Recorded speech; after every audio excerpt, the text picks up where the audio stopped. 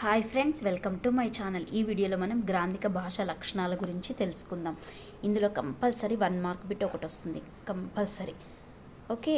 గ్రంథస్థమై మార్పులకు లోను కాకుండా స్థిరమైన భాషను కలిగి ఉంటుంది గ్రాంధిక భాష. వ్యాకరణ నియమాలను ఖచ్చితంగా పాటిస్తుంది, అంటే సమగ్రమైన వ్యాకరణం ఉండడం. పదాల వాక్యాల నిర్మాణం నిర్దిష్టమైన సూత్రాలకు కట్టుబడి ఉండి ఏమాత్రం మార్పుకు ఆస్కారం ఉండదన్నమాట. సంస్కృత పద ప్రయోగాలు పుష్కలంగా ఉంటాయి. ముకారం చివరన గల పదాలు ఉంటాయి. ఉదాహరణకి వృక్షము, సమస్తము, భోజనము ఇలా అన్నమాట. దీర్ఘ సమాసాలతో కూడుకొని ఉంటుంది. ఉదాహరణకి అటజని కాంచె భూమి సురుడంబర చుంబి ఆ పద్యం అన్నమాట. అలాంటి పద్యాలు. నెక్స్ట్, మాట్లాడే భాషతో పొంతన ఉండదు. గంభీరమైన భాష శైలి కలిగి ఉంటుంది. కవులు పండితుల ఆదరణ కలిగి సామాన్య ప్రజలకు దూరంగా ఉంటుంది. నెక్స్ట్, సున్నా భూ బిందుపూర్వక ఉచ్చారణతో కూడిన రూపాలు ఉంటాయి. ఉదాహరణకి రూపంబు, నామంబు, పట్టంబు, వదనంబు. ధృత సంధుల్ని అధికంగా ఉపయోగించడం. నెక్స్ట్, పూచన్ గలువలు, తోచె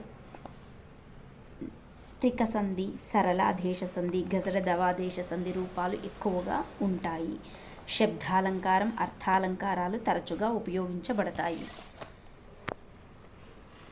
నెక్స్ట్, శాశ్వతత్వంతో పాటు ప్రాచీనత సంతరించుకుంటుంది. ప్రాచీన రచయితల దీనశక్తికి, పాండిత్యానికి సాక్ష్యంగా ఉంటుంది. విసంధుల్ని పాటించకపోవటం, రాముడతడు అలాంటివన్నమాట. అరసున్న రూపాలు అధికంగా ఉంటాయి. ఉదాహరణకి వాడు, అరుగు. వ్యవహారిక గ్రామ్య పదాలకు స్థానం లేదు. నెక్స్ట్, గ్రాంధిక భాషావాదులు.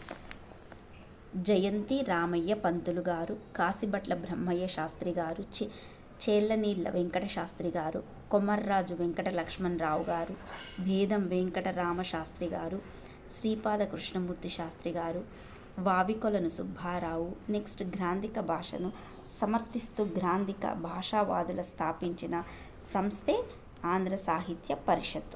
దీని గురించి నెక్స్ట్ వీడియోలో వివరంగా తెలుసుకుందాం. Okay friends, thank you friends. ఈ వీడియో కనుక నచ్చినట్టయితే లైక్ చేయండి, షేర్ చేయండి. Please subscribe my channel. Thanks for watching.